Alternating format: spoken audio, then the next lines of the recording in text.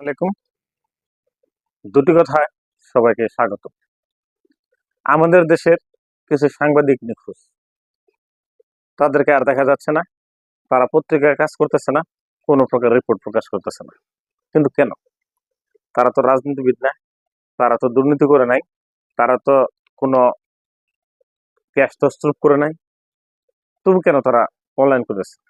তার একমাত্র কারণ, তারা সঠিক সাংবাদিকতা করে নাই। তুষামোদি করেছে প্রধানমন্ত্রীর, আওয়ামী লীগের নেতৃবৃন্দ তুষামোদি করেছে, ভুল তথ্য সম্প্রচার করেছে, এক পেশে এক রোখা খবর প্রকাশ করেছে। সাংবাদিকরা জাতির বিবেক, কিন্তু তারা নিজেরা বিবেকহীন হয়ে গেছিল। তারা শুধু প্রধানমন্ত্রীকে বিভিন্ন উপাধিতে ভূষিত করত, ভাষা কন্যা, গণতন্ত্রের মানুষ কন্যা, তারপরে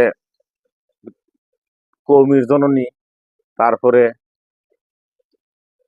বিভিন্ন অভিধায় তারা তাদেরকে উপস্থাপন করত। কিন্তু আমরা লক্ষ্য করছি, তারা যখন সংবাদ সম্মেলনে প্রধানমন্ত্রীকে কোনো প্রশ্ন করত, প্রশ্ন করার আগে দেখতাম তারা কবুতরের মতো কাঁপছে।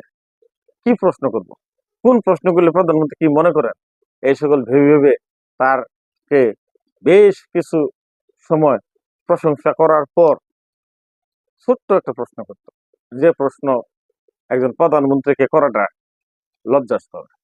খুবই বাচ্চা সুলভ প্রশ্ন করত, শিশু সুলভ প্রশ্ন করত, যে জবাব দেবার আসলে কোনো জবাবই না। কিন্তু তারা এটাই করত।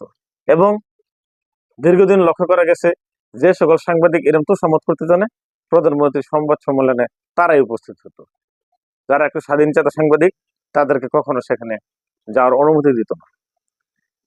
একটা রাষ্ট্রপ্রধান যদি বাছাই করা কয়েকজন সাংবাদিককেই বারবার তাদেরকেই তার সংবাদ সম্মেলনে ডাকে, তাহলে বুঝতে হবে সেখানে আসলে কোনো সঠিক তথ্য উপস্থাপন করার তার ইচ্ছা নাই। বা যোগ্য সাংবাদিক গেলে যদি প্রশ্ন করে, সে সকল প্রশ্নের জবাব দেওয়ার যোগ্যতা আমাদের সাবেক প্রধানমন্ত্রী শেখ হাসিনার ছিল না।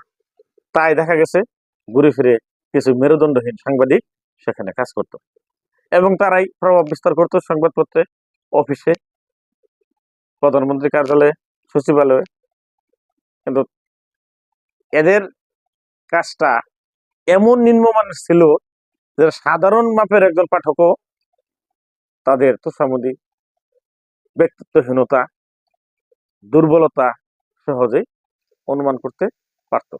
তারা আজ পলাতক। কেউ কেউ ভারতের সীমান্তে গিয়ে আটকা পড়েছে, কেউ কেউ বর্ডার ক্রস করবার যে ধরা খেয়েছে, কেউ কেউ ফিরে এসেছে, এবং তাদের অধিকাংশই আত্মগোপনে আছে।